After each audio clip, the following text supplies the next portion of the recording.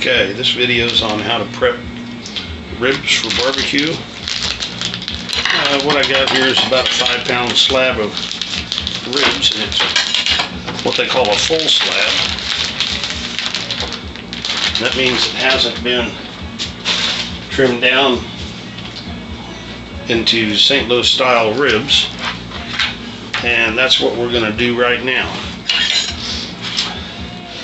Right along here, just above this white line, there's a joint, and if you take your knife and start cutting, it works a lot better in the sink. It's not as slick as this pan, and it helps if you have an assistant.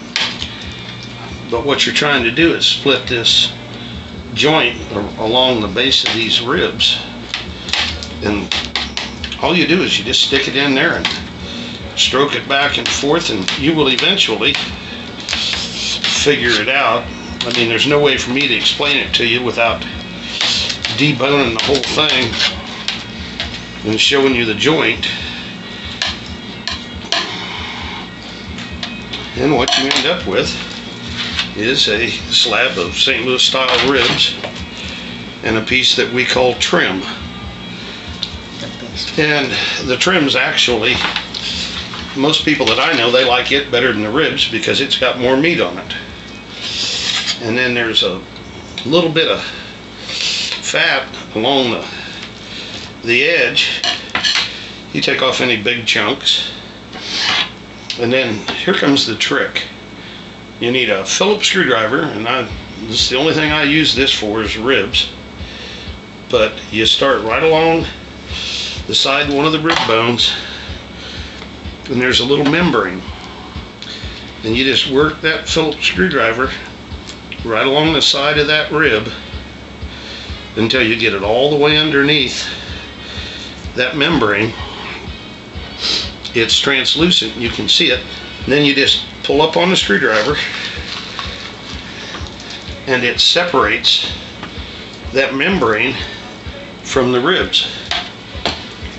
And you don't have to do this, but your ribs will always have a chewy, and I mean chewy, this stuff's, it's like heavy duty Scotch tape. And once you get started, you just start pulling it off, and if it happens to tear on one side, you just grab a paper towel, and that'll let you keep a hold of it. And then just very carefully pull, and it'll pull the whole thing off. This set of ribs was nicked at the butcher shop when they butchered the pig, so it actually made a slit in this membrane, which made it a little harder to take off. There's another little piece right here. You just work the screwdriver under it, and you really need to be careful and stay right beside the bone, and then you can just pull off that piece. Now it looks like this set of ribs has plenty of fat, so I'm going to trim off just a little bit of it. Don't worry about it. Whatever you don't trim off will cook off eventually in the smoker. And get rid of the membrane, and then there's not much left to it. I use cheap yellow mustard as glue to hold my rub on.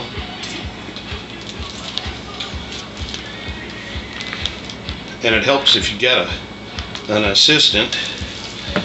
You just rub it in. And I know everybody's thinking, mustard, I don't like mustard. Well, guaranteed, you won't even know it when you're done. You won't be able to taste it. You won't be able to see it.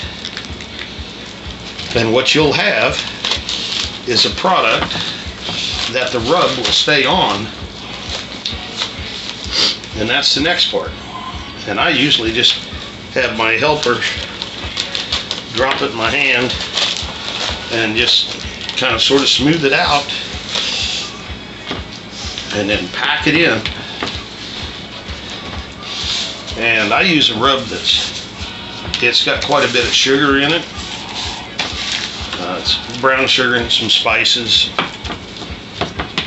It makes a real sticky base. And once you get it patted in to where you can see it starting to turn dark brown, that means the moisture in the meat has come out and attached itself. Then you just carefully turn it over and you do the same thing again.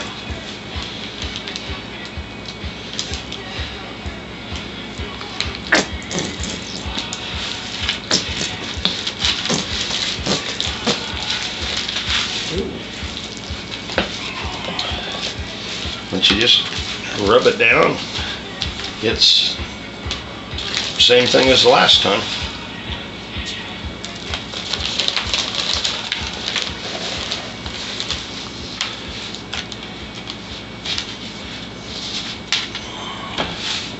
But that's just about it as far as the prep goes. I've got the smoker started. It's running about 224 degrees. I'll let these set for a little while. Well, actually, I've got 4 more slabs to do, but I'll let these set for a little while, and I'll take them out and put them on the smoker for right at 3. And then I'll take a look at them and check them with the meat thermometer. And I'd like them to get to 160 degrees internal temperature in between the bones in a big part of the meat. And then I'll wrap them up in foil, and I'll leave them in the foil for about 38 minutes, take them out, and then put them on a barbecue grill with some barbecue sauce and caramelize the sauce and put a nice shine on them, and they'll be good to go. We'll be back.